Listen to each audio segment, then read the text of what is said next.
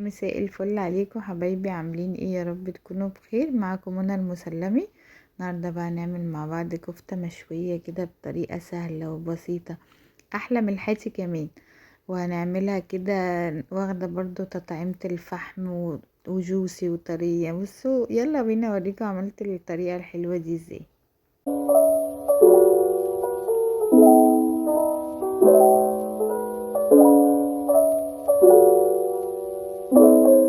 انا هنا معايا نص كيلو من اللحمة المفرومة، عليهم بصلاية كبيرة مبشورة حلوة قوي صغير، وملح وفلفل وبهارات كفتة وبيكنج باودر. انا لازم اعصر البصل حلو قوي، ما تسيبوش فيه اي سوائل عشان السوائل دي هتفك الكفتة. هنضطر بقى لو الكفتة فكت نحط فيها رشة دقيق، رشة بقسماط، ما بتبقاش حلوة الصراحة. فاحنا نعصر البصلة حلوة قوي كده، يعني اقصى حاجة عندك لغاية ما تنزل المية فيها كلها كده. خلاص، يبقى بصلاية على نص كيلو اللحم. وهناخد معلقتين كده، هي معلقة صغيرة، عايزة معلقة كبيرة يبقى هي معلقة واحدة من بهارات الكفتة. بهارات الكفتة دي بتبقى حلوة قوي يعني. ومعلقة ملح كده بس مش مليانة، كل المعالق صغيرة زي ما انتم شايفين كده، يعني معلقة الا ربع كده، ما تبقاش مليانة عشان ما تحتقش الكفتة. وزيهم فلفل اسود. وهنحط بيكنج باودر معلقة، ما نكترش منه. وبرده ما نستغناش عنه عشان هو بيخلي الكفتة كده مش مكتومة وبيخليها حلوة جدا. جربوا كده هتعجبكم قوي. وهنعجن بقى كل الكلام ده مع بعض، اللي هو ايه، ملح وفلفل وبهارات كفتة وبصلاية وبيكنج باودر، كلها معالق. نعجنها بقى حلوة قوي. بصوا انا حسيت انها ايه، لا يعني مش هتبقى عجينة كده زي المتماسكة زي اللي بناكلها من بره، ومش هتبقى حلوة. بصوا تحسوا فيها البصل باين شوية. فقلت هعجنها في الكيتشن ماشين. هوريك، بصوا اهو ده اللي انا بقول لكم عليه. بصوا البصل باين ازاي. لما نعجنها بقى حلوة قوي، يعني كل واحد بقى على حسب ما الكبة بتاعته بتاخد. هنلفها لغاية اما تبقى عجينة كده، وهنعمل نفس الكمية. بصوا بقى هنا تحسوها بقت عجينة، هناك تحسوها لحمة مفرومة كده، بقت عجينة كفتة. هنعمل بقى كل الكمية بنفس الطريقة كده اهو. ونعجنها برضو تاني نتأكد عشان احنا حطينا حتة حتة في الكب. وندخلها بقى التلاجة تستريح ساعتين كده، وتشرب من طعم بقى البصل والبهارات وكل حاجة. بس وحطيت انا عليها ايه، بقدونس كده بتاع معلقة. ودي ايه، المية البصل اللي احنا قلنا مش هنرميها، هنحط عليها مع يعني ايه معلقة صلصة كده يعتبر.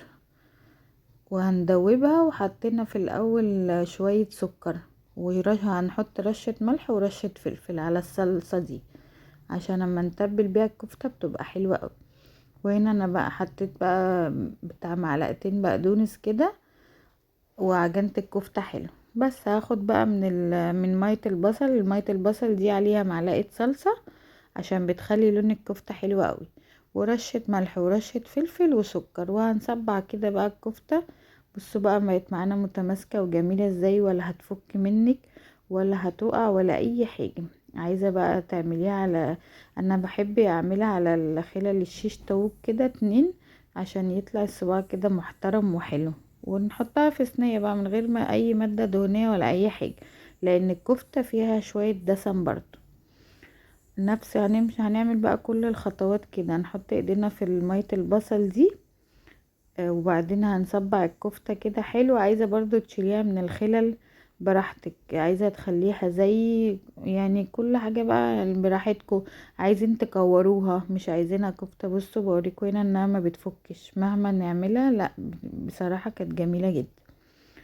عايزة برضو زي ما بقولك تعمليها كور، تبططيها كده، تعمليها صوابع كده، اي حاجة اي تشكيل بقى ده براحتك خالص. خلاص هنعمل بقى كل الكمية كده.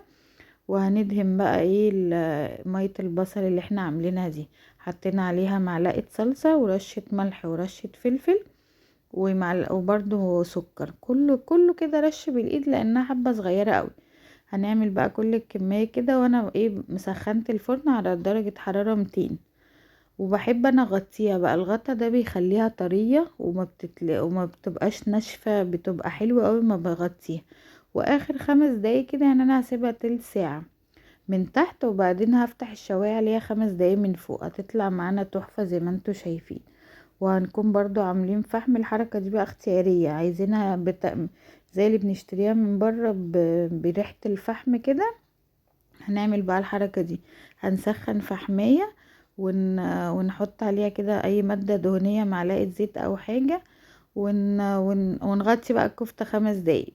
برضو هتبقى الفويل برضو هيخليها طرية وجميلة، هتعجبكم جدا يعني. وبس خلاص بقى هنا قدمناها جنب شوية بطاطس، وعملنا طحينة وسلطة، وطبعا البيبسي لا غنى عنه. وهنا بقى كنت بدوقها لكم عشان اتأكد اذا كانت حلوة ولا وحشة. بصوا كانت تحفة ومفرغة كده، وبجد كانت روعة. اتمنى تجربوها وتعجبكم. وبس كده حبايبي، خلصنا فيديو النهاردة، اتمنى بقى تجربوه.